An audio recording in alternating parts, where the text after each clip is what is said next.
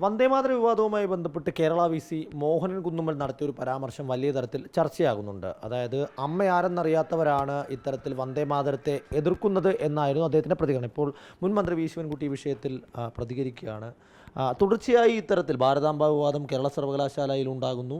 അതിനോടൊപ്പം തന്നെ RSS പരിപാടിയിൽ മോഹൻ കുന്നുമ്മൽ പങ്കെടുക്കുന്നു. ഏറ്റവും അവസാനമായി ഇത്തരത്തിൽ അങ്ങേയറ്റം വിവാദമായ ഒരു പരാമർശം ഉണ്ടാകുന്നു. ഇതൊക്കെ ബോധപൂർവമാണോ? അദ്ദേഹം കേരള സർവകലാശാല വൈസ് ചാൻസലറാണ്. അതൊരു എത്രയോ ഉന്നതമായിട്ടുള്ള സ്ഥാനമാണ്.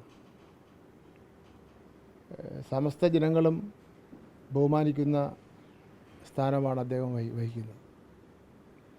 ഒരിക്കലും ഏതെങ്കിലും പാർട്ടിയുടെയോ ഏതെങ്കിലും സംഘടനയുടെയോ വക്താവായി പ്രവർത്തിക്കേണ്ട വ്യക്തിത്വമല്ല സർവകലാശാലകളുടെ വൈസ് ചാൻസലർമാർ. ഇവിടെ അതിന് വ്യത്യസ്തമായിട്ടുള്ള ഒരു സമീപനമാണ് കേരള സർവകലാശാലയിൽ കാണുന്നത്. നമ്മുടെ ഉന്നത വിദ്യാഭ്യാസത്തെ അത് തകരാറിലാക്കുമെന്നുള്ള കാര്യത്തിൽ ഒരു തർക്കവുമില്ല.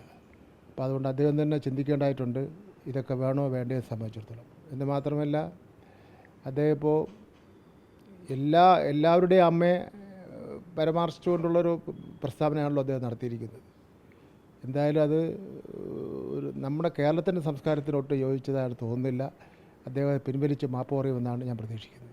സർവകലാശാല കേന്ദ്രീകരിച്ച് പലതവണ സമരങ്ങൾ നടക്കുന്നു. ഇപ്പോഴും സർവകലാശാലയിലെ പല പ്രവർത്തനങ്ങൾക്കെതിരെയും SFI അടക്കമുള്ള സംഘടനകൾ സമരം നടത്തിക്കൊണ്ടിരിക്കുകയാണ്. അതിനൊന്നും വകവയ്ക്കാതെ അതേസമയം തന്നെ മറുവശത്ത് രാഷ്ട്രീയ പ്രസ്താവനകൾ ആവർത്തിക്കുകയാണ്. വൈസ് ചാൻസലർമാർ രാഷ്ട്രീയ പ്രസ്താവനകളിൽ നിന്ന് ഒഴിഞ്ഞു നിൽക്കുന്നതായിരിക്കും നല്ലത്. അതായിരിക്കും നമ്മുടെ പൊതുവിദ്യാഭ്യാസത്തിന് ഗുണകരമാകുന്നത്. അതിനപ്പുറമായിട്ടുള്ള കാര്യം വ്യക്തിപരമായ ലാഭം ഉണ്ടെങ്കിലും നമ്മുടെ പൊതുവിദ്യാഭ്യാസത്തെ തകർക്കാൻ മാത്രമേ ഉപകരിക്കൂ.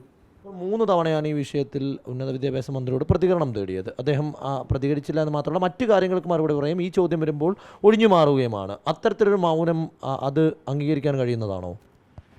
അതെല്ലാം ഉന്നത വിദ്യാഭ്യാസ മന്ത്രിക്ക് തന്നെയാണ് അതിൻ്റെ ആധികാരികമായി അതിൻ്റെ അഭിപ്രായം പറയാനുള്ള ആൾ. അദ്ദേഹത്തിന് അധികാരപ്പെട്ട കേന്ദ്രങ്ങളിൽ നിന്ന് ഉത്തരം കിട്ടിയില്ലെങ്കിൽ അതനുസരിച്ചുള്ള നടപടി എടുക്കുന്നതിന് വേണ്ടിയുള്ള അധികാരവും ധൈര്യവും അദ്ദേഹത്തിന് ഉണ്ടാവണം.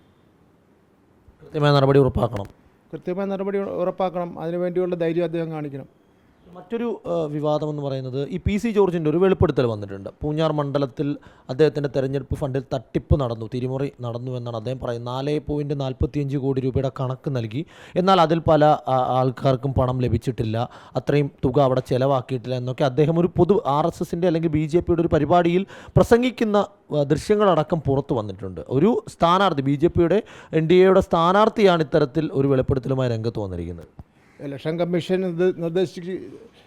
കമ്മീഷൻ നിർദ്ദേശിച്ചിരിക്കുന്ന ഒരു ഫണ്ടുണ്ടല്ലോ, ചിലവഴിക്കുന്നതിന് വേണ്ടിയുള്ള ഫണ്ടുണ്ട്.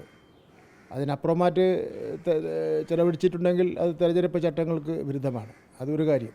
രണ്ടാമത്തെ കാര്യം, ഈ തെരഞ്ഞെടുപ്പ് കഴിഞ്ഞ ഉടനെ തന്നെ കോടിക്കണക്കിന് രൂപയുടെ ആരോപണങ്ങളാണല്ലോ BJPയുടെ പ്രധാനപ്പെട്ട ആൾക്കാരുടെ ഭാഗത്തുനിന്നുണ്ടായിക്കൊണ്ടിരിക്കുന്നത്. ഇടതുപക്ഷ ജനാധിപത്യ മുന്നണിയിൽ നിന്നോ UDFിൽ നിന്നോ അല്ല ഉണ്ടായിരിക്കുന്നത്. BJPയുടെ പ്രധാനപ്പെട്ട നേതാക്കന്മാരും BJPയുടെ ഓഫീസ് സെക്രട്ടറിമാരും BJPയുടെ ഫണ്ട് കൈകാര്യം ചെയ്യുന്ന വ്യക്തികളുമാണ് കോടിക്കണക്കിന് രൂപയുടെ അഴിമതി ആരോപണങ്ങൾ പരസ്പരം ഉന്നയിക്കപ്പെട്ടിരിക്കുന്നത്. PC ജോർജ് കൂടി അദ്ദേഹം BJPയുടെ സ്ഥാനാർത്ഥിയായിരുന്നു. അദ്ദേഹം കൂടി ഈ കാര്യങ്ങൾ ഉന്നയിക്കപ്പെടുമ്പോൾ കാര്യങ്ങളുടെ ഗൗരവം വളരെ കൂടുതലാണ്. എന്തുകൊണ്ട് ബന്ധപ്പെട്ട കേന്ദ്രങ്ങൾ ആവശ്യമായ അന്വേഷണം നടത്തി ഇതിലെ സത്യവും ഇതൊക്കെ വെളിപ്പെടുത്തുന്നതിന് വേണ്ടി തയ്യാറാകുന്നില്ല? BJPയുടെ നേതൃത്വം ഇതെല്ലാം പത്രക്കാർ സൃഷ്ടിക്കുന്ന കാര്യമാണെന്ന് പറഞ്ഞ് ഒഴിഞ്ഞു മാറുകയാണ് ചെയ്യുന്നത്.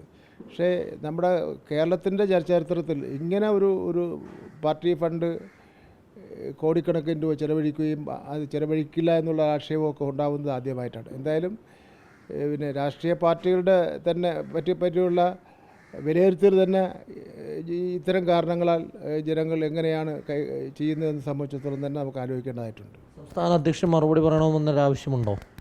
തീർച്ചയായിട്ടും ഈ കാര്യങ്ങൾക്കൊക്കെ സംസ്ഥാന അധ്യക്ഷനാണല്ലോ മറുപടി പറയേണ്ടത്.